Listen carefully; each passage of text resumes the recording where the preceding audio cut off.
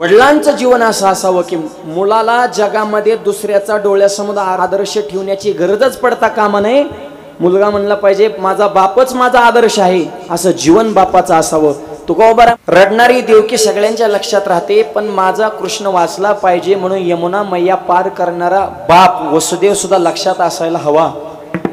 जगामध्ये छोटी संकट झेलण्यासाठी आई असावी लागते, पहाडासारखी संकट झेलण्यासाठी वाघासारखा बाप असावा लागतो। जेवढं कमावलं आहे तेवढं सगळं मुलाला दान देऊन टाकतात। एका एकेला मिराशीचा धनी कडे वागवणी भार खांदी। मुलगा जर रडायला लागला ना, आई मुलाला कडव घेते का मला जे दिसते ते माझ्या मुलाला दिसावं, हा त्याच्यातला गाभा। पण पोरग जर रडायला लागलं तर बाप पोराला कुठे घेतो?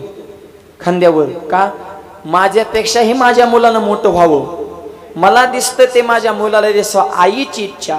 पण माझ्यापेक्षाही दूरदृष्टी मुलाची असावी ही बापाची इच्छा आहे।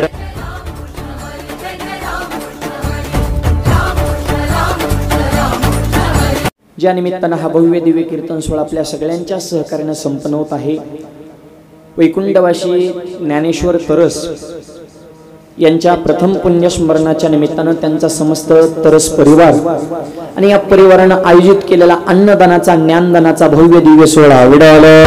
परिवारातील सर्व व्यक्तिमत्व आदरणीय आमच्या आईसाहेब सरस्वतीताई तरस, त्यांचे दोनही चिरंजीव अतुल दादा तरस आणि प्रतुल दादा तरस, त्यांच्या परिवारातल्या सुनबाई सारिकाताई असतील, योगिताताई असतील, त्यांच्या कन्या सौभाग्यवती अर्चनाताई दिलीप वागेरे आणि त्यांचे सर्व नातू नातवंड अर्णवदादा आरवीताई आदी करून समस्त त्यांचा तरस परिवार, या परिवाराच्या विनंतीला मान देऊन उपस्थित झालेले समस्त पाहुणे मंडळी, मित्र परिवार, आत्पेष्ट, या कार्यक्रमाचं निमंत्रण ज्यांच्याकडून मला मिळालं, ज्यांनी विशेष कार्यक्रमासंदर्भात आग्रह घेतला, आपल्याच परिवारातील आपले अत्यंत जवळचे पाहुणे असे आमचे मंगेशदादा कुडले, मंगेशदादांच्या विशेष प्रेमातून ही सेवा माझ्याकडे आलेली आहे।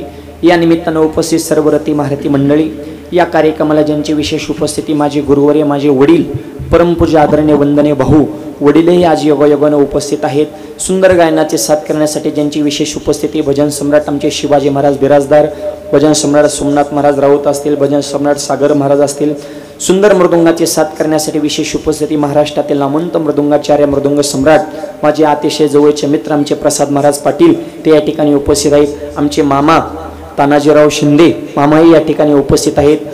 कृष्णादादा आहे, तसेच माझे अत्यंत लहानपणापासून जेव्हापाड प्रेम करणारे आपलेच गावकरी आमचे कैलास भाऊ, आमचे कैलास दादाही या ठिकाणी उपस्थित आहेत, त्यांनाही मनापासून धन्यवाद देतो। आजचं कीर्तन सोशल मीडियाच्या माध्यमातून संपूर्ण महाराष्ट्रभर पोहोचवण्याचं जे काम करत आहे वारकरी संप्रदायातील नंबर 1 यूट्यूब चॅनल जिवाळा, त्या चॅनलचे प्रमुख मालक आमचे अमोलदादा थोरात आणि आमचे शशीदादा हे उपस्थित आहेत। साऊंड सिस्टीम सुंदर आहे, अत्यंत तंतोतंत कार्यक्रमाचं नियोजन विनेकरी दादापासून चोपदार महाराजांपासून ते हे टोकापर्यंत सगळे परिसरातील वारकरी संप्रदायावर जीवापाड प्रेम करणारे वारकरी सगळ्यांच्या चरणावर नतमस्तक सेवेला प्रारंभ विडावला। ज्ञानेश्वर दादांचं हे प्रथम पुण्यस्मरण आहे। अत्यंत शून्यातून विश्व निर्माण करून आपल्या मुलांवर मुलींवर आपल्या परिवारावर सुंदर संस्कार घडवले, समाजामध्ये आदर्श विचाराचं कुटुंब निर्माण केलं। अत्यंत प्रेमळ व्यक्तिमत्व, जगामध्ये बाप असावा पण तो कसा असावा, जगी ऐसा बाप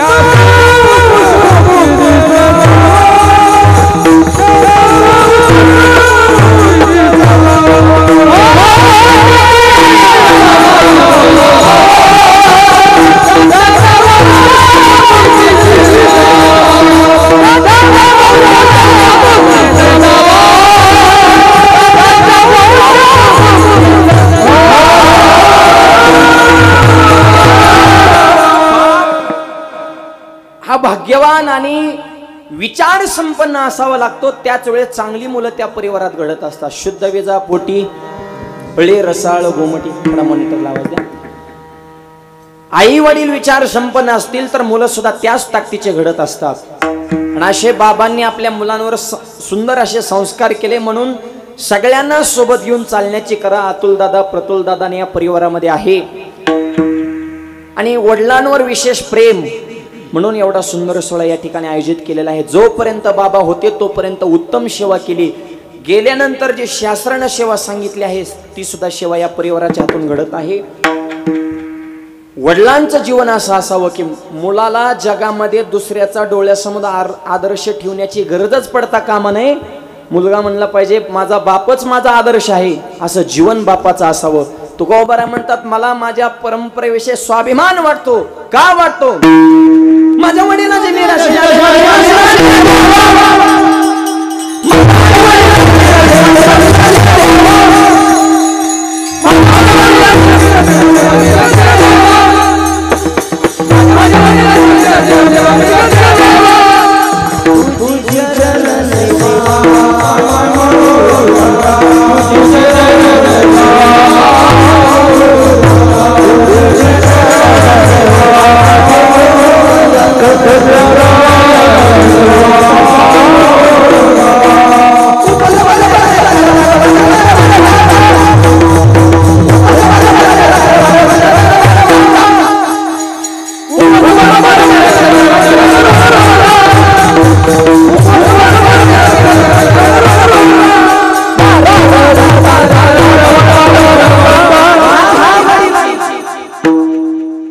जगद्गुरु तुकोबारे आजच्या अभंगातून स्वतःचं वैकुंठगमन कशा पद्धतीने झाले या विषयाचं चिंतन करतात। आम्ही जातो तुम्ही कृपा असू द्यावी, सकळा सांगावी विनंती माझी। जातो म्हणतात म्हणजे राहण्यासाठी इथं कुणी आलंच नाही, लोकांचं नावच मृत्यूलोक। ज्ञानोबा आहा कटाकटा उकटे ए मृत्यूलोकीचे उपराटे, जन्म आहे त्याला मृत्यू ठरलेला आहे। आणि तुकोबारे जातो म्हणतात याचा अर्थ जाणं त्यांच्या हातात आहे। जातानी म्हणतात जातो आणि येतानी सुद्धा म्हणतात आलो। कशासाठी आलो?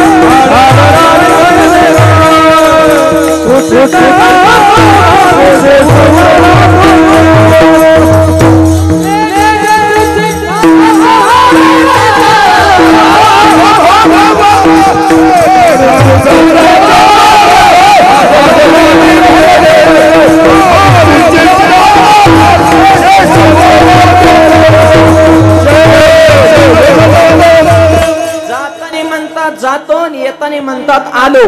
आम्ही वैकुंठवाशी आलो। आवाज मॉनिटर याची कारणाशी कशासाठी? उजळा वया आलो वाट खरा खोटा निवाडा। तुम्ही म्हणता आले ते पण त्यांना बोलवलंच कोणी होतं, बोलवायची काय गरज आहे? बुडते हे जन न देतो कळवळा। आणि वरचे माणसं खाली येतात त्याला अवतार म्हणतात, आणि वरचे खाली कधी येतात? खालचे ज्या वेळेस लईच खाली जाते तो वरच्यांना खाली यावं लागतं आणि खालच्यांना हिसक देऊन वर काढावं लागतं, त्याला अवतार म्हणतात। खालचे किती खाली गेलेत हे सध्या कीर्तनात सांगायचा विषय नाही, टीव्ही पेपरला रोज आपण बघतोच आहे म्हणतो। आई वडिलांविषयी तरी कुठं प्रेम राहिले लोकांच्या मनामध्ये? आज तरस परिवार भाग्यवान आहे, वडिलांविषयी प्रेम म्हणून त्यांनी एवढा देखणा कार्यक्रम आयोजित केला। 10वीची पंचायत झाली काय कायची, लोकांकडे पैसा झाला जास्त, धर्म चालाय बुडत। कित्येक घटना पाहतोय। मागं 2 महिन्यापूर्वी बातमी आली होती पेपरला, बापाने जीव तोडून पोराला शिकवलं, पोरग शिक्षणासाठी अमेरिकेमध्ये गेलं, त्यांनी तिकालीच मंडळी केली अमेरिकेची। 2 मुलं झाली, बापाला माहितच नाही, बापाला वाटलं अजून शिकवतोच आहे। 10 वर्षानं पोरग परत महाराष्ट्रात आलं, म्हातारं बसलं होतं पेपर वाचित लिंबाखाली। जेव्हा ते बिराड बघितलं तो म्हातारा जाग्यावर खचला, रम्या केलं काय झालं काय? एकटा गेला आणि चौघ घेऊन आला। निदान मिस कॉल तरी द्यायचं आणि लग्न करता। 2 महिन्यात म्हातारं खचून खचून आऊट।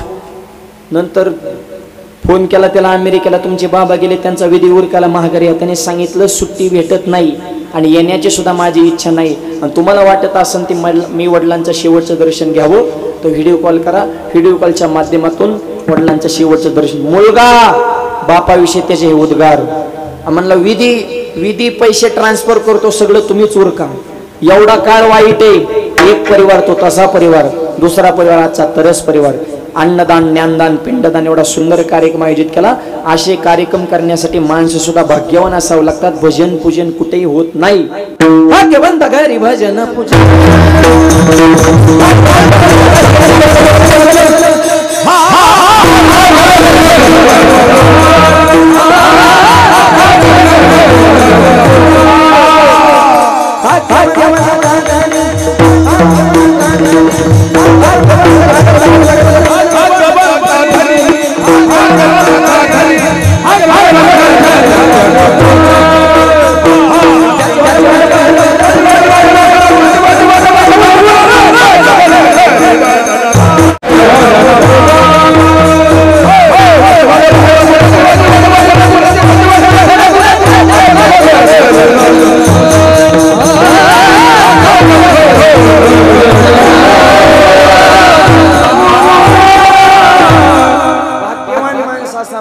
तर दारात टाळ वाजत असतो. वैष्णवांकडे सर्व काळ सदा जन जन ते टाळ. परिवार भाग्यवान आहे म्हणून एवढा सुंदर सोहळा.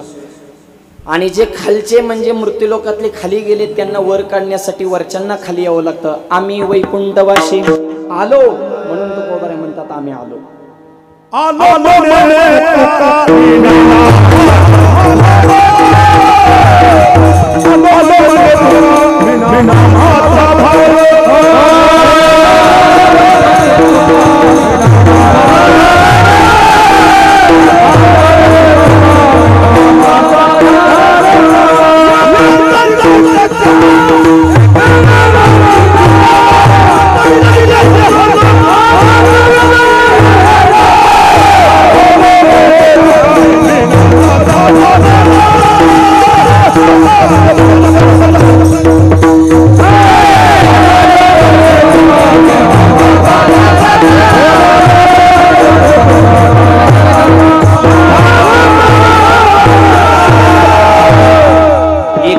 शिक्का पाठविला हे लोका.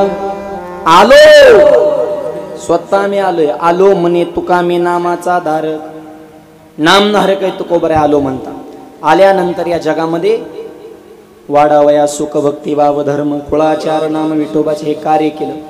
आणि हे कार्य करत असताना तुकोबरांना काही कमी त्रास झाला, पण तरी सुद्धा परिस्थितीला किंमत नाही, तुकोबरांच्या मनस्थितीला किंमत आहे. मायबाप जर संसाराची परिस्थिती बघितलं तर खायलाच काय नव्हतं, पण इकडं तर गात्यातलं तुका म्हणे खातो आनंदाचे. ही मनस्थितीची ताकद आहे. परिस्थितीवर आनंद नाही, तुमची मनस्थितीवर आनंद आहे. धृतराष्ट्र चक्रवर्ती सम्राट होता. 100 मुलं आहेत. दुर्योधन वज्रदेह आहे. भारत देशाचा चक्रवर्ती सम्राट आहे. काहीच कमी नव्हतं. पण जर शेवटचा काळ जर बघितला म्हातारपण तर शब्दात सांगता येत नाही. अरण्यात जळून मरावं लागलं. हा जीवनाचा शेवट झाला. देश ताब्यात आहे, चक्रवर्ती सम्राट आहे, पण शेवट वाईट झाला. तुकोबारांची परिस्थिती शब्दात सांगता येत नाही, पण शेवटच्या विषयाचं जर आपण निरूपण करायला घेतलं तर साक्षात देवानं नेहला यावं हा तुकोबारांचा खरा पुरुषार्थ आहे.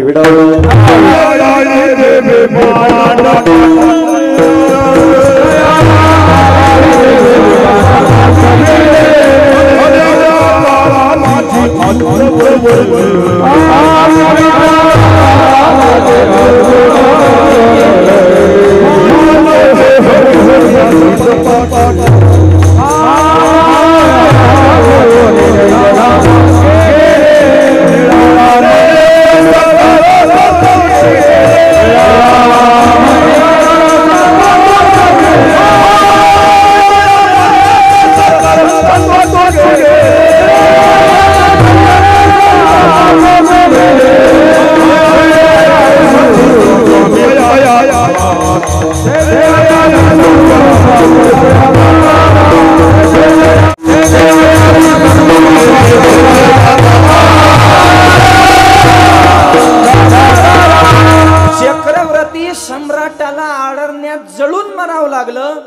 आणि ज्यांच्या घरावर छपरच नव्हतं त्यांना साक्षात देवाला न्यायला यावं म्हणून मनावर वाटलं की शेवट तो भला माझा भाऊ. कशासाठी आटास? याजसाठी केला होता अट्टहास, शेवटचा दिस गोड. साक्षात देवानं यावं. आपल्याला न्यायला काळ येतो ते बी न विचारता उचलून येतो. उंदरावर जसा बोका टपलाय तसा ह्याच्यावर काळ टापल्या निर घेऊन जाय बोकान तैसा काळ लोका. साक्षात देवानं यावं. आणि देव आल्याच्या नंतर 42 वर्षाचं जीवन 4,500 अभंगाचा गाथा जगाला दान दिला. ज्यावेळेस काया ब्रह्मरूप झाली आणि या समाजात एवढं वरचे राहून सुद्धा या समाजाला आपली किंमत कळाली नाही. मग एखाद्या सासूरवासनीला जसं माहेरला जायचं दिवाळीच्या वेळेस वेड लागतं त्या पद्धतीने तुकोबारांचं चित्त माझ्या पांडुरंगाकडे वेधलेलं आहे. संतांकडे निरोप पाठवला. तुम्ही सनकादिक मनविता कृपावंत एवढा करा उपकार, सांगा देवा नमस्कार. माझा देवाला नमस्कार सांगा. तसा वशिला लागाना तर ड्रायव्हरला गाठलं गरुडाचे पायी हेवी वेळोवेळा. गरुडाला सांगून जमलं नाही. शेवटचा वशिला म्हणजे धर्मपत्नीचा. एखादा साहेब जर तुमचं काम करत नसेल आणि जर ते परिवारातला जवळचा असेल तर त्याच्या मालकिनीला गाठायचं सांगायचं आई साहेब तेवढं बघा ना म्हणून. आणि एकदा घडून ऑर्डर आल्यावर मान्यच करावं लागतं. पाय लक्ष्मीचे हाती तिशे यावे काकुलती. मालकिनीचं सुद्धा देवाने ऐकलं नाही. मग शेवटी डायरेक्ट जागेलाच हलवा लागत. तुका म्हणे शेषा जागे खरा ऋषिकेशा. आणि इतक्याने सगळ्यांनी मिळून देवाला निरोप दिला की तुकोबर आहे तुमच्यासाठी वेळ झालेला आहे, तुमची वाट बघताय. साक्षात भगवंत आले.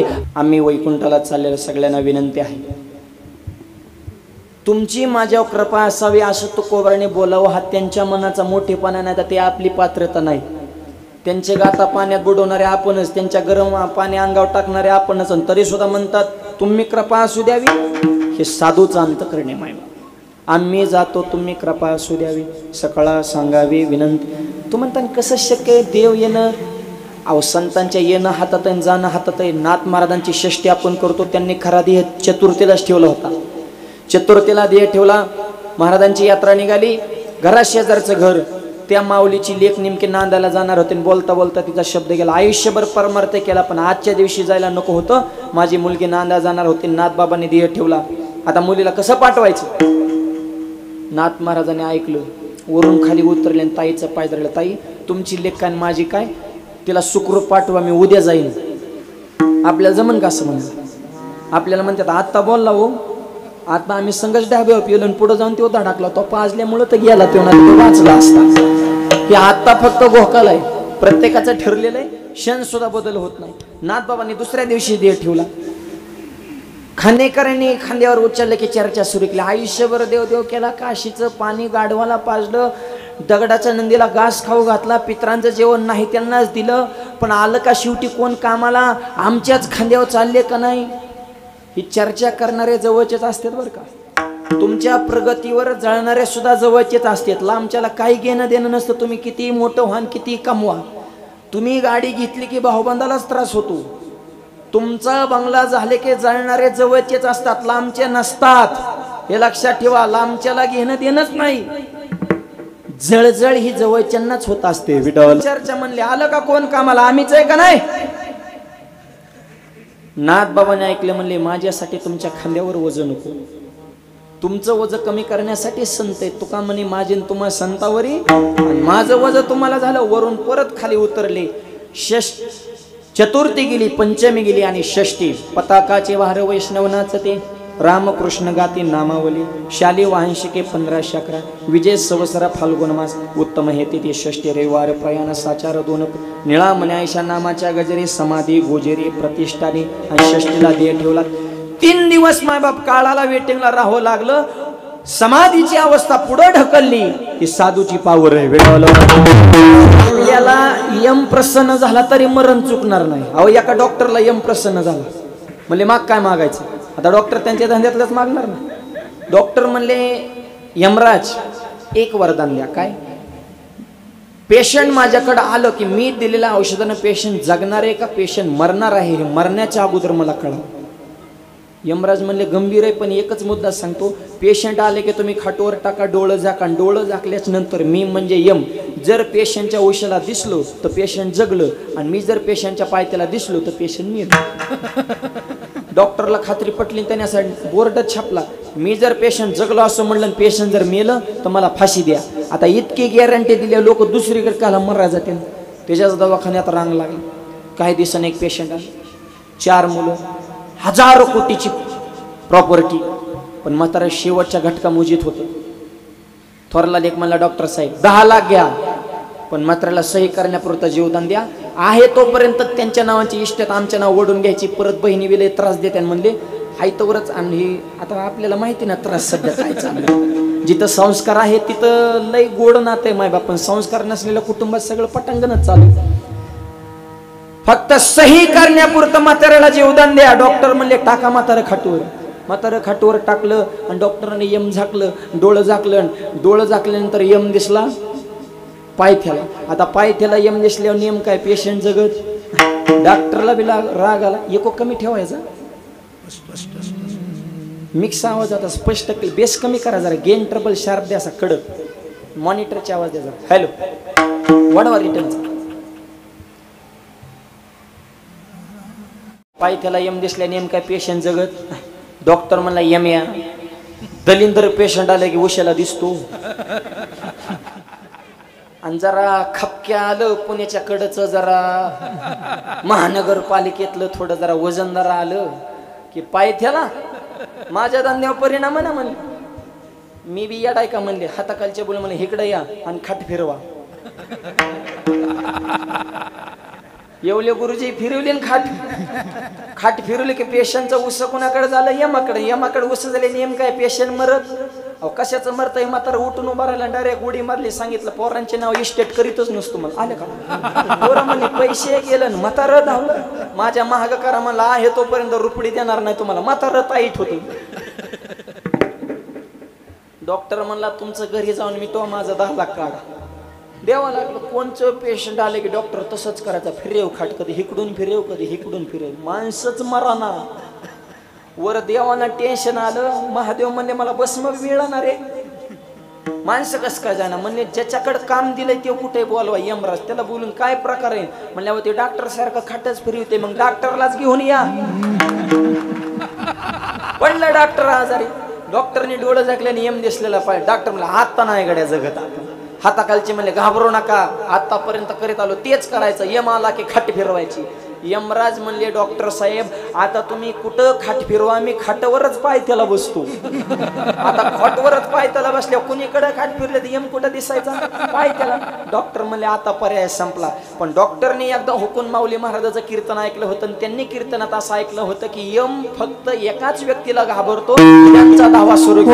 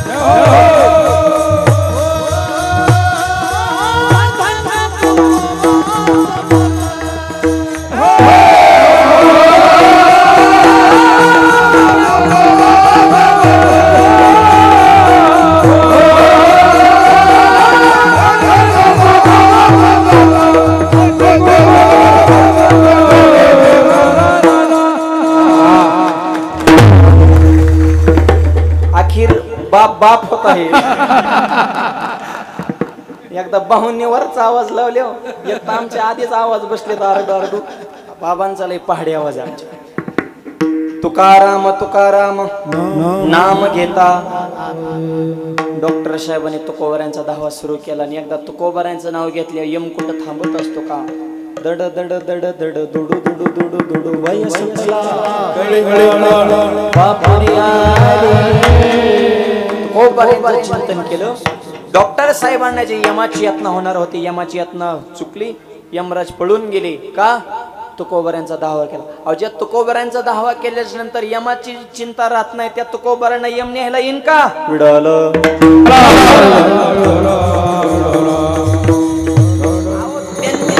काळाचेही काळ आम्ही विठोबाची लढीवाळ. तुकोबराय म्हणले काळ जरी असेल तर आम्ही काळाचे सुद्धा काळ झालो. म्हणून म्हणतात मरणाही आधी राहिलो मरोनी. का काळाचा जो काळ आहे तो हातात आल्यामुळे हरी आला हाता मग कैची बैची. म्हणून हा अभंग आहे ना या अभंगामध्ये स्वाभिमान आहे. आम्ही जातो तुम्ही कृपा असू द्यावी सगळा सांगावी. देवानं न्यायला यावं हा जीवनाचा पुरुषार्थ आहे. ज्ञानोबरायांचं बघा तुम्ही समाधीचा प्रसंग. ज्ञानोबराय ज्या वेळेस समाधी घेण्यासाठी विवरामध्ये शिरणार आहेत एक हात देवाने धरावा आणि एक हात आपल्या गुरुने धरावा. ह्याच्यापेक्षा आयुष्याची सार्थकता काय आहे. अजून देव निवृत्ती यांनी धरले दोन्ही कर जातो ज्ञानेश्वर पैसा. जो देव मिळवण्यासाठी आयुष्यभर 8 तास आहे योगी जपी तपी हजारो वर्ष तपश्चर्या करता स्वप्नात येत नाही त्या देवानं हाताला धरावं. आणि निवृत्तीनाथाच्या कृपेला ज्ञानेश्वरी सारखा ग्रंथ जगाला दान देवा तो हात निवृत्तीदादाने धरावा. जीवन इतकं सुंदर जगावं ना अंतकाळाची काळजीच पडता कामा नये. सगळ्या संतांचा तुम्ही शेवट बघा. म्हणून त्यांच्या मरणाच्या बाबतीत स्वाभिमान त्यांना वाटतो. आणि तुकोबऱ्यांच्या बाबतीत तर कळसच साक्षात देवानं यावं. बाकीच्या सगळ्या संतांच्या समाधीचे अभंग दुसऱ्या संताचे आहेत. ज्ञानोबऱ्यांच्या समाधीचं वर्णन नामदेव महाराजांनी केलंय. नाथ महाराजांच्या जलसमाधीचं वर्णन निळोबाऱ्यांनी केलंय. पण तुकोबराय स्वतःचं वैकुंठ गमन स्वतःच्या भाषेत सांगतात. याला पुरुषार्थ म्हणतात. विडवलं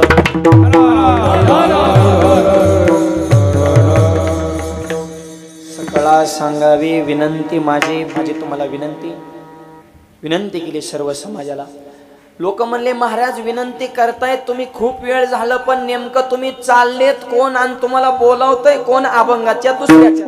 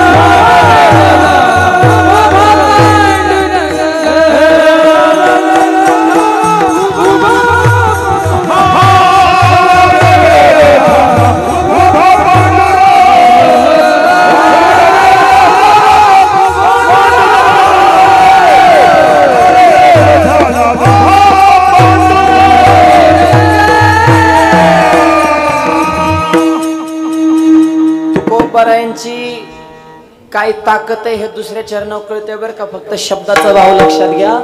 वाढ वेळ झाला न उभा पांडुरंग.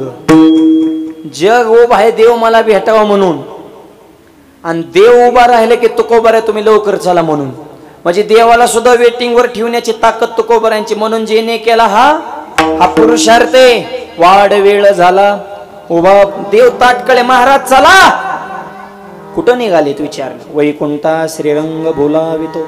मला भगवंत वैकुंठाला बोलावत आहे. आणि म्हणून त्या संतांचे विचार सुद्धा आमच्या दादांच्या जीवनामध्ये होते. आहे तोपर्यंत परिवाराने सेवा केली. गेल्यानंतर हे श्राद्ध करणं आपल्या परंपरेमध्ये याला फार मोठं मोलाचं स्थान आहे. तुकोबाने सुद्धा त्यांच्या वडिलांचं पुण्यस्मरण देहूमध्ये अत्यंत थाटामाटामध्ये संपन्न केलं. नाथ महाराजांनी सुद्धा आपल्या वडिलांच्या श्राद्धाला पितर जेवायला घातले. हा त्यांच्या चरित्रातला आपल्याला सापडलेला पुरावा आहे.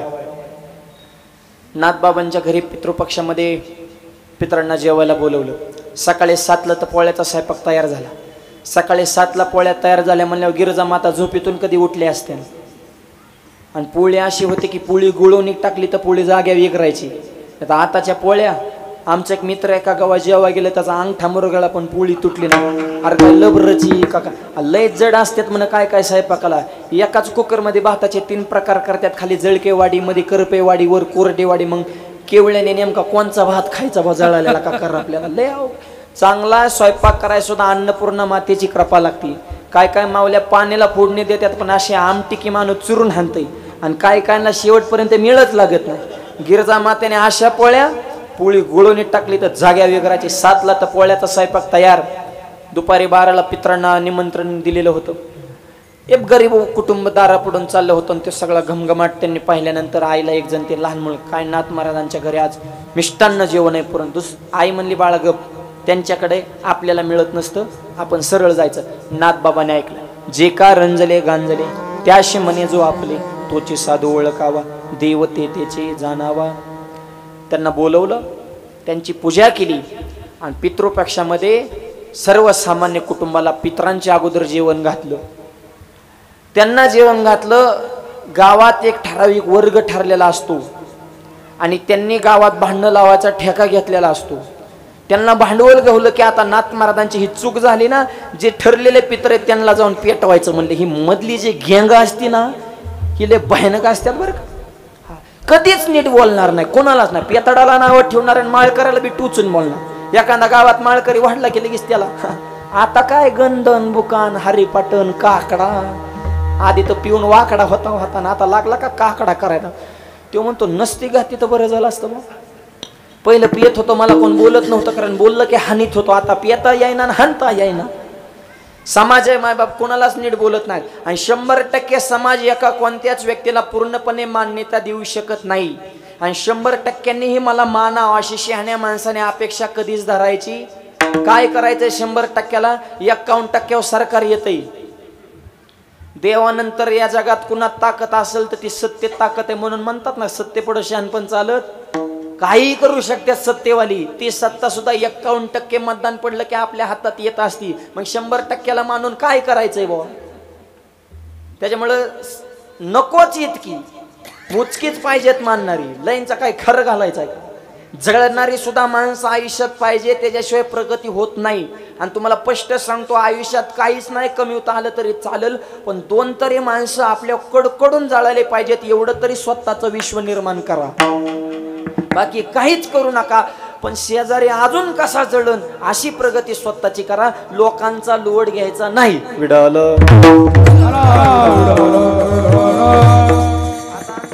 भाऊनी प्रतुल दादाने एवढा सुंदर ताकद लावून कार्यक्रम केला ना, तरी काही काहींच्या डोक्यात गणगण असन कशामुळे केला असन बस श्राद्ध. अरे करू नको पण जळू नको ना. तू आहे तोपर्यंत बी बापाला त्रासच दिला. शब्दाने कधी प्रेमाने बोलला नाही, 2 घास घातले नाही, विचारपूस कधी नाही. गेल्यानंतर बी कधी पुण्यस्मरण नाही. मग ही पित्रांचा दोषण, मग नारायण नाग बलीन जत्र, मग शोरला, मग पैसा आहे पण समाधान नाही. एकदा पूर्वजांनी शाप दिले काय सोपा झटकाय का. हे आजचं श्राद्ध का करायचं हा सोहळा पाहण्यासाठी वैकुंठवासी आमचे ज्ञानेश्वर दादा हे लोकात नाहीत, पण हा सोहळा ते स्वर्गातून पाहतात. हा सोहळा स्वर्गातून पाहून तितके प्रसन्न होणार. स्वर्गातून सुद्धा आशीर्वाद दिल्याशिवाय राहणार नाही.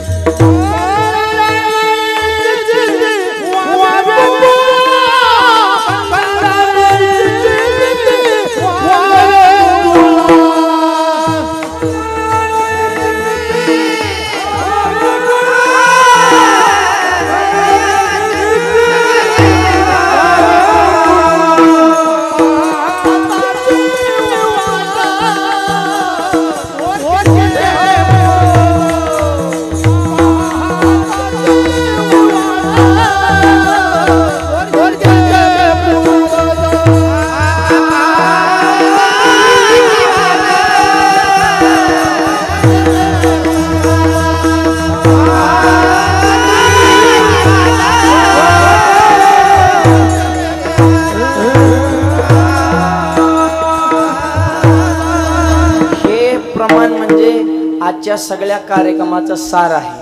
का करायचं श्राद्ध त्याला हे उत्तर. तुका म्हणे पितृ आशीर्वाद देती, आशीर्वाद आज मिळणार आहे. त्यांच्या आशीर्वादाचे सामर्थ्य. कल्याण येचे ते व्हावे कुळा, म्हणजे सगळ्या कुळाचं कल्याण हो. स्वर्गातले पूर्वज हे दादा ना, ह्यांच्या अगोदर जे पूर्वज झाले असतील ते सुद्धा आशीर्वाद दिल्याशिवाय राहणार नाही. म्हणून श्राद्ध आपली ही परंपरा आहे. तसं नाथ महाराजांच्या घरी श्राद्ध ठेवलं. सकाळी दुसऱ्याला जीव घातलं आणि गावात जे वर्ग असतो त्यांनी पंडितांना जाऊन भांडणं पिटिवली. म्हणले तुमच्या अगोदर दुसऱ्याला जीव घातलं, तुम्हाला काय किंमत आहे का नाही म्हणले. 4 वेद तुमच्या उलटे पाठ म्हणले आणि तुम्ही काय राहिलं म्हणले तुमचं आपल्या गावात. सुरुवातच अपमानाची जर गावातनं झाली तर पंचकृषी कस काय मानेन म्हणले आपल्याला. म्हणले मग आता काय करायचं. काय नाही म्हणले, आता जेवायला जायचं नाही. बहिष्कार घाला नाथ महाराजांवर. सगळ्या पंडितांनी निरोप. हा म्हणले एकही पंडित गावातला येणार नाही. नाथ महाराजांना वाईट वाटलं. आता काय करायचं. नाथबाबांच्या डोळ्यात पाणी आलं. देव तिथंच आहे ना. देव म्हणले काळजी करू नका, हे येत नाहीत ना, ह्यांच्या पूर्वजांना आणण्याची ताकद आपल्यात आहे. तुम्ही फक्त ताटाचं नियोजन लावा, बाकीचं नियोजन मी करतो. देव बाजूला आले डायरेक्ट या मला फोन केला, जय हरी कोण बोलताय. कोण म्हणजे बॉसचा फोन आले विचारतो का कोण बोलताय. तुला मेन माणूस कळतं का. मी तुला कामाला ठेवला आणि तू माझ्यावर धावतो. बोला बोला काय काम आहे अध्यक्ष. काम काहीच नाही म्हणले. हे जे रुसून बसले त्यांचे बाप आजोबा पंजोबा वरून खाली पाठवा. यम म्हणला तसं जमत नाही, खालची वर नेता येते पण वरची परत खाली पाठवायला येत. देव म्हणले वरचे जरी खाली पाठवा येत नसतील तरी फोन कुणाचा आलाय ह्याच्यावर सुद्धा भ्रष्टाचार अवलंबून असतो. मोठ्याच्या फोनवर काही खपत, गरीब मिली बिड्या वडू. मोठ्याचे पंचनामे फोनवर सुद्धा होतात. तलाठी राहणं सुद्धा येत नाही. फक्त मोठा हातात आला पाहिजे. देवाने सांगितलं तू वरचे खाली. अय्यम म्हणला ती मला ईडी लावते. ईडी फिडी तू टेन्शन घेऊ नको, सगळं आपल्या ताब्यात आहे. ईडी न्यायालय गृह खातं तू लोडच घेऊ नको. तू 1000 कोटीचे जरी घोटाळे केले फक्त तू माझ्याकडे आला की मी तुला क्लिअर करतो. तू फक्त वरचे खाली पाठव, बाकी डोकं लावू नको. यम म्हणला चढ त्यांच्या लेवलला ऍडजस्ट करते ना, आपल्याला काय येतं. दिले वरचे खाली पाठवून. आता हाय का वरचे खाली येणं कोणत्या नियमात बसतंय का. मोठ्याचं काही खपत. दिले वरचे खाली पाठवून. बसली पंग आणि ज्यांनी मीटिंग घेतली होती ती म्हणले चला आता नाथ महाराज काय करतात बघू. आले खिडकीतनं डोकावायला सुरुवात केली. जेव डोकावला त्याचा बाप जेवताना दिसला. म्हणला 12 पुण्य तिथे म्हाताऱ्याच्या घातल्या. म्हातारा इथं कसं काय जीव होते. दुसरा म्हणला तू भांबावला रे, सकाळ सकाळ तुझी झोप कमी झाली या त्याच्यामुळे तू येडेवणी करतोय. मी बघतो म्हणला तेव डोकावला. त्याचा आजोबा, तिसऱ्याचा पंजोबा, सगळ्यांचेच पूर्वज दिसले. लक्षात आलं आपण खऱ्या साधूचा छेड केला. संतांचा महिमा सामान्य ना. ऐसा संताचा झाली बोला याचे अहंकार गेला. नाथबाबांचं दर्शन घेतलं. महाराज आम्हाला माफ करा, फार मोठी चूक आमच्याकडून घडली. आता आम्हाला जेवायला वाढा. नाथ महाराज म्हणले मिळन. पितरांचं उष्ट खावं लागेल. उष्ट खातो पण पंक्तीचा थोडा प्रसाद आम्हाला मिळू द्या. सांगण्याचा उद्देश नाथ महाराजांनी सुद्धा श्राद्ध केलेलं आहे आणि तीच परंपरा या तरस परिवारानं पुढे चालवली. संत विचार जीवनामध्ये असावे लागतात, त्याच कुटुंबामध्ये शांती नांदते. विडवलं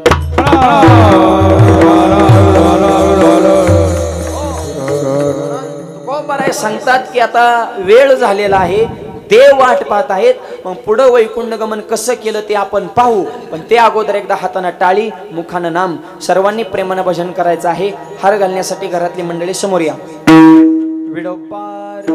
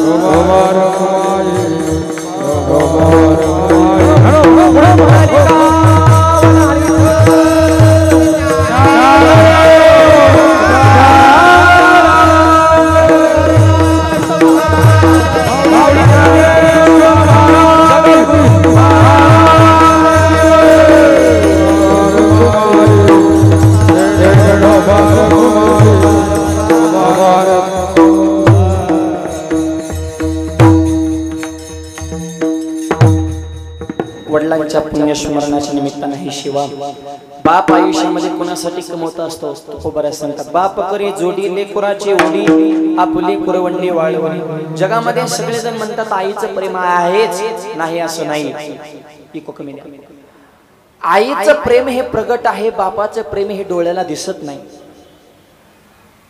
रडणारी देवकी सगळ्यांच्या लक्षात राहते पण माझा कृष्ण वाचला पाहिजे म्हणून यमुना मैया पार करणारा बाप वसुदेव सुद्धा लक्षात असायला हवा जगामध्ये छोटी संकट झेलण्यासाठी आई असावी लागते पहाडासारखी संकट झेलण्यासाठी वाघासारखा बाप असावा लागतो जेवढं कमवलं आहे तेवढं सगळं मुलाला दान देऊन टाकतात एका एकेला मिराशीचा धनी कडे वागवणी भार खांदी मुलगा जर रडायला लागला ना आई मुलाला कडव घेते का मला जे दिसते ते माझ्या मुलाला दिसावं हा त्याच्यातला गाभा पण पोरग जर रडायला लागलं तर बाप पोराला कुठे घेतो खांद्यावर का माझ्यापेक्षाही माझ्या मुलानं मोठं व्हावं मला दिसतं ते माझ्या मुलाला दिसावं आईची इच्छा पण माझ्यापेक्षाही दूरदृष्टी मुलाची असावी ही बापाची इच्छा विडवलं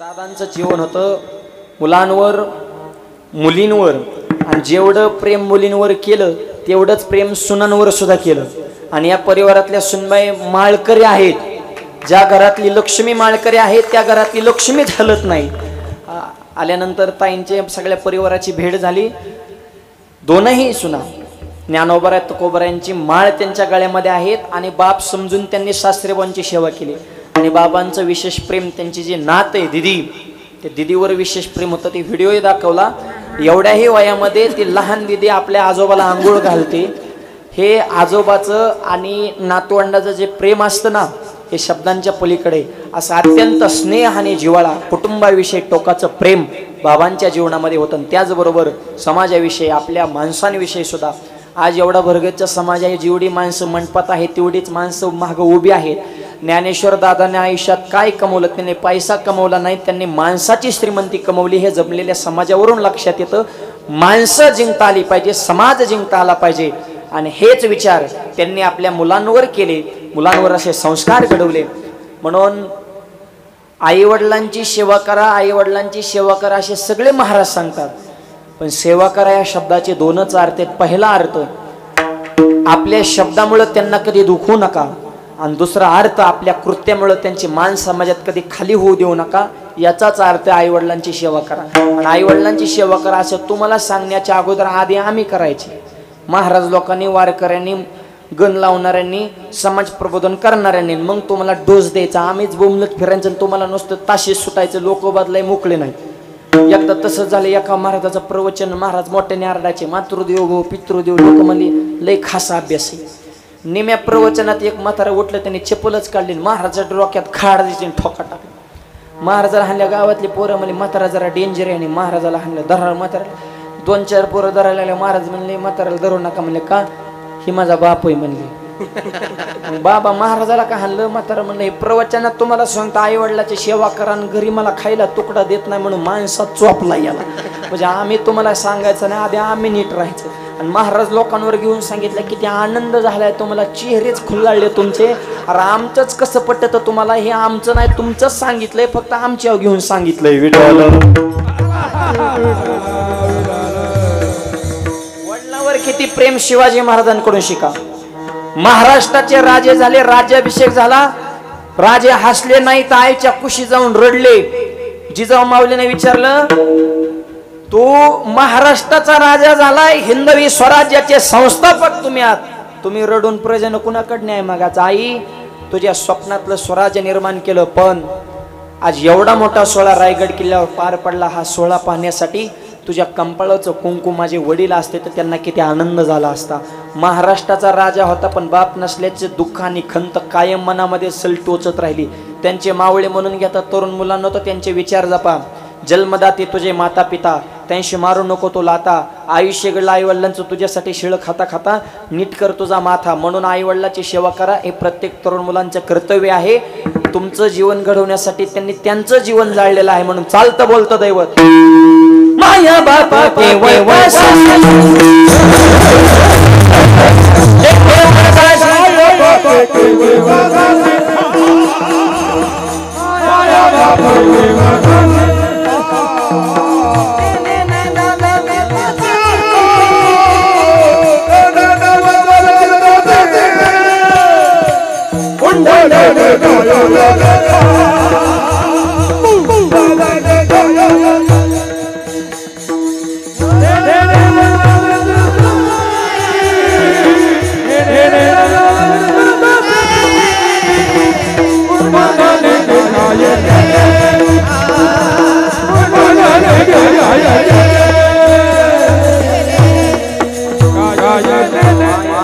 ओळखाशी तेने नवजावे तीर्थाशी सकळ तीर्थाचे धुरे जे का जाण माता पित्रे आई वडिलाची सेवा करा. आणि ही जी जुनी माणसं आहेत ना हे कष्टातून मोठे झालेले आहेत. आज या परिवाराकडे सगळे हे वडिलांनी कमवलेला ठेवा आहे. तुका म्हणे होता ठेवा. आणि ही माणसं कष्टातून मोठी होत असतात. देव फुकट मोठेपणा कोणालाही देत नाही. कष्टप्रिय बाबांचं जीवन होतं म्हणून जीवनात कष्टच करावं लागेल. म्हणून आपल्या बाराखडीची सुरुवात सुद्धा क पासून क ख ग घ. क म्हणजे कष्ट करा, क म्हणजे काम करा, क म्हणजे कर्तव्य करा हे सांगण्यासाठी कै. आधी काम करा मग खा ख. बाराखडी नीट आहे का बरं का. कष्ट करा कन मग खा म्हणून ख. पण खायचं त्याच्यातलंच खा.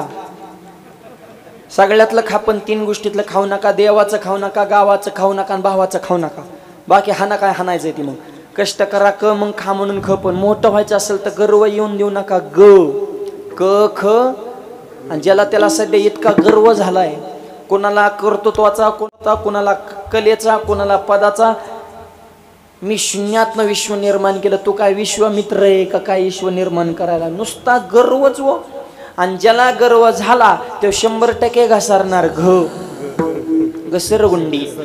आणि घसरायचं नसेल आणि जगात क्रांती करायची असेल तर कधीच कुणाचा चमचा होऊ नका. चमच्याला विचित्र असतो ज्याच्यात राहतो त्यालाच मोकळा करतो. हळूहळू करतो ते ध्यानात येत नाही. चमचे तोंडावले खास बोलतात वा वा वा. तुमच्यासारखा माणूस आपल्या गावात तर नाही पण तालुक्यात सुद्धा नाही. गावात विकासाची गंगा आली तोंडावर पुढे गेल्या काय खरे त्याने तर गावाचं वाटोळ केलं. आता अशा चमच्यांवर कसा विश्वास ठेवायचा.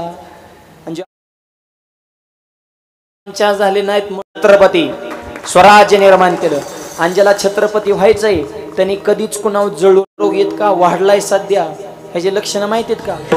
पोटात दुखणे, मळमळ होणे, करमत नसणे, डोकं जड होणे, दुसऱ्याची प्रगती बघून पोटात गोळा उठणे. आता लक्षणे सांगितले औषध सांगावं लागेल ना. ह्याचं औषध महाराष्ट्रात एका गावात भेटते. ते गाव बी आपल्याला जवळ आहे. कधी गेले तर घेऊन या. 500 रुपयाच्याच आसपास औषधाची त्या किंमत आहे. त्या गावचं नाव आहे देहू. डॉक्टरचं नाव आहे तुकोबरण. औषधाचं नाव आहे गाथा. गाथा हे रामबाण औषध आहे. गाथा म्हणजे डायरेक्ट अख्खं मेडिकलच आहे. त्याच्यात बरेच प्रकार आहेत. काही इंजेक्शन आहेत, काही सलाईन आहेत, काही गोळ्यात, काही गिळायच्यात, काही चोकायच्यात, काही मलम आहेत. एकच इंजेक्शन सांगतो तुका म्हणे चित्त करारे निर्मळ येवनी गोपाळ. हे जळक्यावर रोगावलं रामबाण इंजेक्शन आहे की चित्त निर्मळ ठेवा म्हणजे जळजळ होणार नाही. जळू नका आणि जो कधीच कोणावर जळाला नाही देव सुद्धा त्याची झाडाझडती कधीच होऊन देत नाही. म्हणून आयुष्यात टकाटक राहा मुद्द्यावर ठाम राहा. संकट आल्यावर डगमगू नका मोठं झालं तरी ढगात जाऊ नका प्रत्येक क्षेत्रात तरबेज व्हा तरबेज व्हायचं थकू नका यश मिळेल पण जरा दम धरा दम धरण्यासाठी धाडस ठेवा धाडशी जरी झाला तरी नम्रता सोडू नका एवढीच बाराखडी भरपूर झाली. सगळीच एकदा सांगितल्या मग हाई हे बी विसरून जाईन. लय गोळ्या एकदाच दिल्या मग चक्कर येत असते ना. एवढ्या न पर्यंतच गोळ्या भरपूर आहेत. आता फक्त पथ्य पाळा म्हणजे शेवट ज्ञान येईल. म्हणून शेवट काय ज्ञान पण सुरुवात काय कष्ट. तरुण मुलांना सांग नाही, बापाच्या इष्टीची मजा करू नका, स्वतःच्या मनगटात धमक जगाला दाखवा. तरुणांनो लढा रे लढा, व्यसनांना जमिनीत गाडा, कुविचार मनातून काढा, तुमच्याच अंगणात पडेल चांदण्यांचा सडा. तरुणांनो लढा रे लढा, लढायला शिका. ज्यांच्या पापाचा भरला घडा त्यांना शिकू चांगलाच धडा. गरलो कनरांचे बाले किल्ले पाडा. तरुणांनो लढा रे लढा, कुणासारखं लढा, अहोरात्र सीमेवर तटस्थ खडा, शत्रूंच्या पाडी तो दाडा. सैनिक आर्मीत आपलीच लेकरेत, गोरगरिबाची कष्ट करायची, वारे करायची पोरे. एका तरी आमदाराचा पोरगा आहे का आर्मीत? खासदाराचा, मंत्र्याचा? महाराष्ट्रात नाही, भारतात बी नाही. तुम्ही तर लय सांगता समाजसेवा करायची, मग आमची लेकरं करतात, ही कोणची सेवा आहे? म्हणून लाल बहादूर शास्त्री म्हणले, जय जवान जय किसान. शेतकरी जवान दोन माणसाविषयी कृतज्ञतेचा भाव पाहिजे. अहोरात्र सीमेवर तटस्थ खडा, शत्रूंच्या पाडी तो दाडा. त्या सैनिकांसमान अन्यायाला भेडा. तरुणांनो लढा रे लढा, कष्ट करा. सध्या तरुणांमध्ये चैतन्यच राहिले ना. 24 तास त्या मोबाईल मध्ये डोकं घालतात. नुसतं जगात काय चाललंय हे बघत बसायचं. 19 तास ह्यांच्या मोबाईलच्या स्क्रीन टाइम. तू 19 तास म्हणजे तुझं डोकं हँग होईल ना. मोबाईल किती वापरावं त्याला बी मर्यादा आहे ना. सकाळ 2 तास, संध्याकाळी 2 तास लिमिट ठेवा. कष्ट करा, पुस्तक वाचा, मैदानी खेळ खेळा. पूर्वी गावागावात तालमी होत्या, लिजिम खेळ होते. शरीरानं मनानं मनगटात माणसं मजबूत होत होती. बऱ्याच आयांचं म्हणणं आहे आमची पोरं जेवतच नाही का, खातच खेळतच नाही तर जेवत्यान कशी? कार्टून झालं की टीव्ही झालं की कार्टून. तरुण मुलांनी आपले विचार, आपली पावलं कोणत्या दिशेने चाललेले आहेत आम्ही सांगावं, तुम्ही ऐकावं. तुम्ही एवढे अज्ञानी नाहीत. आपुली आपण करा. आम्ही फक्त सांगू शकतो, संकल्प तुम्हाला करावा लागणार. तरुण मुलांनी निर्व्यसनी जीवन जगा. जुनी माणसं कष्टप्रिय होती, तसं कष्ट आपल्या जीवनामध्ये असावं. आणि कष्टालाच संतांच्या भाषेत शब्द आहे साधना. ती साधना जर त्या लेवलच्या असेल तो कोबऱ्या म्हणले आयुष्याला साधन बनवलं. आयुष्याच्या साधनी सच्चिदानंद पदवी घेणे. कोणती सच्चिदानंद पदवी? ही काही वाढ वेळ झाला उभा वैकुंठा श्रंग बोलावेत. फक्त देव आले नाही, रुक्मिणी, भगवान शिवजी, पार्वती, श्री विष्णू, ब्रह्मदेव, सावित्री, इंद्र, चंद्र, स्वर्गलोक, ब्रह्मलोक, वैकुंठ लोक, आमोर लोक, सगळे देव मध्ये. बरोबर का? तुकोबारांचं वैकुंठ गमन सांगतो आता शेवट 2 मिनिटात. चित्त देऊ नाही का? सगळे देवादे देव आले. पांडुरंगाकडून सगळ्या कार्यक्रमाचं नियोजन. बाकीचे देव जरा हायफाय स्वर्गात राहणारे, पाया खालून दूर वगैरे येतो आपण बघतो ना टीव्हीला. आणि ती दिहूत आली. दिहूत दूर नव्हता, फोपाटा. त्या काळातलं बघा ना, आता देवगाव छोटंच असं ना. हे बाकीचे म्हणले आपण नेमकं आलोय कशाला? बोलवले, अरेंजमेंट कोणी केलं रे? मधला कोण आहे मुकादम? तेव्हा बघा ना म्हणले हे नियोजन कसं असतं. बाकीचे म्हणले तुम्ही येडेवाणी करू नका, पांडुरंगाकडून निमंत्रण आहे, बॉसने सांगितले बळीया माझा तो हा देवाचाही. गप बसा म्हणले गाव कसं का असा ना, ज्या ठिकाणी आपल्याला मुक्कामाची व्यवस्था आहे ते घर तरी चांगलं पाहिजे. ते घर कसं होतं तुकोबाराय सांगतात, काय करू उपचार कोप मोडकी जर्जर. आणि देवता आले पाहुणे घराशी, आज आले ऋषिकेश. लोक म्हणले घर तर झोपडीच आहे. असू द्या, या झोपडीत माझ्या. जे राजाच्या बंगल्यात सुख नाही, तुकडोजी महाराज म्हणले ते माझ्या झोपडीत समाधान आहे. झोपडी का असं ना हो, पण म्हणले खायला तरी चांगलं असं. जिजामातेनं काय केलं? दरदर येत पाण्या माझी रांधलेल्या कन्या रांधल्या. पण जिजाबाच्या प्रेमाचा कन्ना कण त्या कन्यात उतरला होता. कन्या इतक्या सुंदर झाल्या, पण माणसं वाढली, ताटाचं नियोजन कमी पडलं. पांडुरंगाने सांगितलं जिजामातेला ताटच आणू नका, डायरेक्ट हातावर होता. म्हणले तुम्ही खाचा आणि तुम्ही आपली जरा जवळच आहे ना, आपलं जिवाळ्याचं नातं आहे. पण हे बाकीचे नाहीत ना खाणार, ती VIP माणसं. देव म्हणले मी घेतलं की ती बरोबर घेते, तुम्ही ताटाच्या भानगडीतच पडू नका, डायरेक्ट पातीला आणा म्हणले. देवाने असा हात केला आणि जिजाबाने डायरेक्ट कन्या देवाने लावला तोंडाला हात. बाकीचे म्हणले आम्हाला चमचे लागते. चमच्यांचं इथं काम नाही, चमचे तिकडं. इथं देवाच्या भक्ताच्या मध्ये चमच्याचं काय काम आहे? म्हणले जळू द्या मरू द्या, भुका लागल्यात, घ्या कन्या. भगवान शिवजी, ब्रह्मदेव सगळ्यांनी हातात कन्या घेतल्या आणि तोंडाला लावल्या. कन्या इतक्या सुंदर झाल्या, महादेवानं पार्वतीलाच बोलायला सुरुवात केली, शिका. साध्याच कन्यात पण काय टेस्ट आहे. मेलो किराणा आणू पोतभर मसाला चव नाही कशाला. जरा जिजाऊ मातेकडून रेसिपी शिका, कन्या कशा बनायच्या. पार्वती म्हणली तुम्ही मला सांगू नका, मी YouTube वरून शिकन. युट्यूबला सगळं येत आहे. अहो आमच्या गावात एका पोरीने युट्यूब वरून स्वयंपाक केला, तिला मिरच्याचा मेळ लागला नाही. तिने माणसाकडे 10 मिरच्या टाकल्या होत्या. 8 माणसाला 80 मिरच्याची आमटी केली. खाणारा जगन का? तिच्या सासूनी भाजी बघितली, ती म्हणली मला भूक नाही, माझी शिवरात्र म्हणले. आता नवरात्रात कुठं शिवरात्र असते? पण तिचा नवरा होता ते उड्याच खाण्याला. बायकोनं भाजी केली, बायकोनं भाजी. म्हातारी म्हणे मरची नको खाऊ. हे म्हणला मी खाणार. माझ्या बायकोचं तुला कौतुक वाटत नाही, तू माझ्या बायकोवर जळती. आईला आई म्हणली खान मर. पहिलाच घास खाल्ला आणि त्याच्या कानातनं धुरण डोळ्यातून पाणी. त्याची बायको जवळ आली म्हणली होय व भाजीत काही कमी जास्त? म्हणला नाही नाही, भाजी जगातच 1 नंबर. डोळ्यात कसं काय पाणी आलं? ते मला आनंद अश्रू आनंद अश्रू. देऊ का अजून थोडी भाजी? नको म्हणला. हेवच आनंद बळच पचवला मरण म्हणला. आताच्या कन्या आणि जिजाबाईच्या कन्या, अहो हातात कन्या पण अशा वरपून हाणल्या म्हणता. सगळे तृप्त झाले. आणि मग देवाने सांगितलं, महादेवाने पार्वती त्या सगळ्या महिला घुसल्या ना किचन मध्ये जिजाबाईकडे इचरायला, कन्या कशा बनवायच्या, काय काय वस्तू लागते.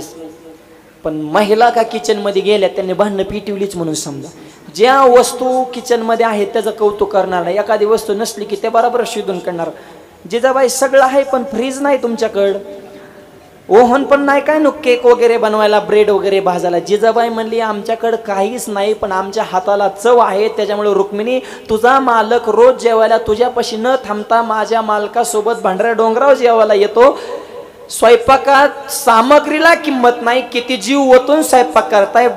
स्वयंपाक बनवताना भगवंताचं चिंतन आहे का, ह्याच्यावर स्वयंपाकाचा गोडवा आहे मायबाप. सगळं झालं, जेवण झाले. इंद्र चंद्र बसले, बाजव म्हणले आण आता पान खाला. देव म्हणले झपकीनच पान फिनन तसले नाटक करायचं नाहीत. म्हणले हे तर पान मिळन. तुका म्हणे मी दुर्बळ, मोक शुद्धी तुळशीचं पान दिलं. सगळे देव तृप्त झाले. आणि मग त्याच दिवशी संध्याकाळी तुकोबारांचं कीर्तन. हे सगळे देव फिव सगळे पुढं बसून. आणि त्या दिवशी तुकोबारांनी हा भंग घेतला. घोटविन लाळ ब्रह्मज्ञानात मुक्त आत्मस्थिती सांडवीन. कीर्तन महिमा सांगितला. सगळ्या देवांना बाकीच्या साधनेला लाजवलं. होळीच्या दिवशी वैकुंठ गमन आहे पण सणाच्या दिवशी नको म्हणून दुसऱ्या दिवशी जायचे ठरलं. धुळीवंदनच्या दिवशी सुद्धा बाकीचे कार्यकर्ते फॉर्म मध्ये असते. ते म्हणले आजच्या दिवस थांबा, उद्या आम्हाला तुमच्या बरोबर यायचं. होळीचा सण गेला, धुळीवंदन गेलं. फाल्गुन वद्दी द्वितीया तुकाराम बीजेचा दिवस. तुकोबारायांचं नांदुरकीच्या झाडाजवळ कीर्तन चालू आहे. 14 टाळकरी सगळे परिसरातून वारकरी आलेले आहेत. आणि तुकोबाराय कीर्तनातून बाजूला होतात आणि आपल्या अंतकरणातली इच्छा भगवंताला प्रगट करतात. आयुष्यभर देवानं आमच्या कृपा केली पण साक्षात भगवंत मला नेण्यासाठी आले. खऱ्या अर्थानं अंतकाळी विठू आम्हाला पावला.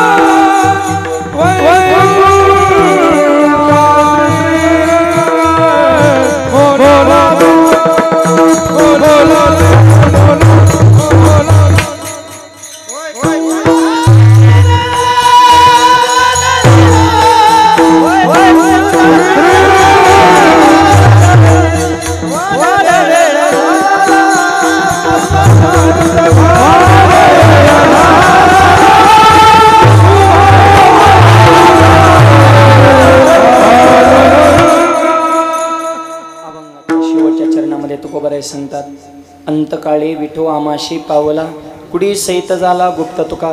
खऱ्या अर्थाने भगवंताने आयुष्यभर तर कृपा केली, पण सगळ्या बाकीच्यांपेक्षा माझ्या हे विशेष कृपा की माझं सदैव वैकुंठ गमन, कुडी सहित झाला गुप्त तुका.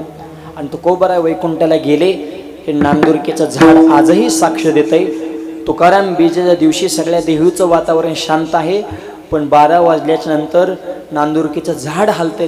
त्या लहरी सांगतात की तुकोबाराय वैकुंठात गेलेले आहेत. आणि आळंदीतून ज्ञानोबाराय पंढरपूरला निघाले की ज्ञानोबारायांच्या मंदिराला निर्जीव कळस हलतो. ही माझ्या ज्ञानोबारायांची ताकद आहे.